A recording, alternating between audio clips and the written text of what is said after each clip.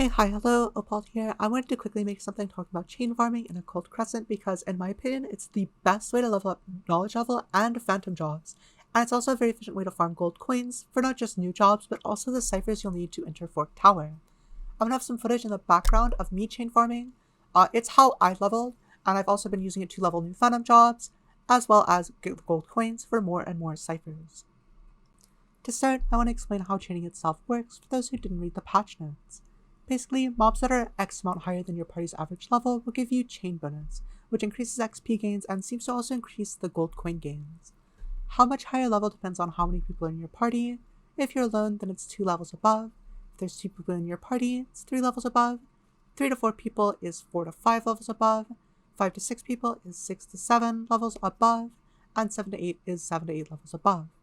The game will even show a chain icon above the head of enemies that you can get chain bonus from.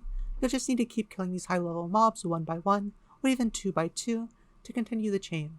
Keep in mind that the time you have to kill them reduces as the chain goes up, down to like 15 seconds at 70 chain. Realistically, most chains will end around 40 or 50, but do try and keep killing the mobs fast enough to keep the chain going. Now in practice, there is a lot more that goes into this.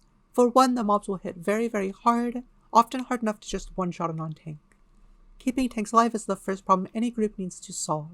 In addition, the mobs are tanky enough that without a proper setup, you might just not kill enough to keep the chain going once it gets above 40. As far as the setup you want goes, arguably the most important job in my opinion is Time Mage.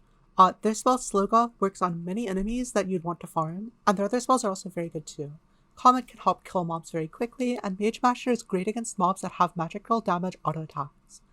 Next, I also recommend having multiple Cannoneers. They not only have really high damage output due to their abilities bypassing the knowledge level resistances, but they also cause debuffs like paralysis, blindness, and they also increase the party's damage. If you're farming for gold coins, you also want one Thief, as their level 2 ability Steal grants a few extra gold coins every 30 seconds. Finally, as far as actual job comp goes, you'll want at least 1 healer and 1 tank. I've seen optimal setups running 2 healers and 2 tanks, grabbing 2 to 3 mobs at the same time and blowing them up. However, that's a little risky, and in a normal farming party, you'll be pretty comfortable with a 1 tank, 1 healer, or 2 tanks, 1 healer, or even 2 healers, 1 tank. Just make sure that you have a tank to pull, a healer to keep them alive, and then a lot of damage.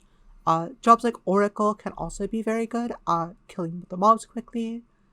Just anything that gives a lot of damage is going to be very, very valuable. Finally, you can also have a ninja in the party. Their Dokomori does grant a few extra gold coins every 2 minutes. However, it's basically the same as the steal ability, and it's a very long cooldown, so it's not really that worthwhile.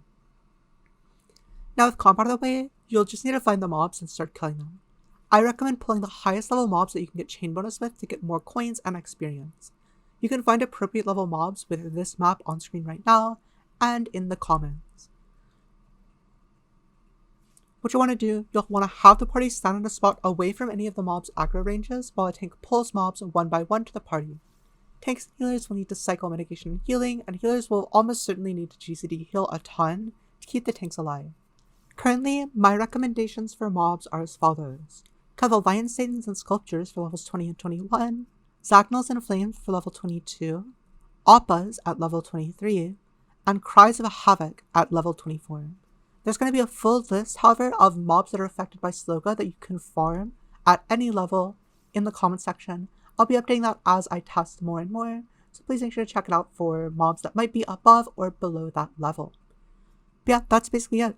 Go chain farm. It's very efficient for Phantom Job XP, Knowledge Level XP, and farming gold. One of the most efficient farms that you can do right now.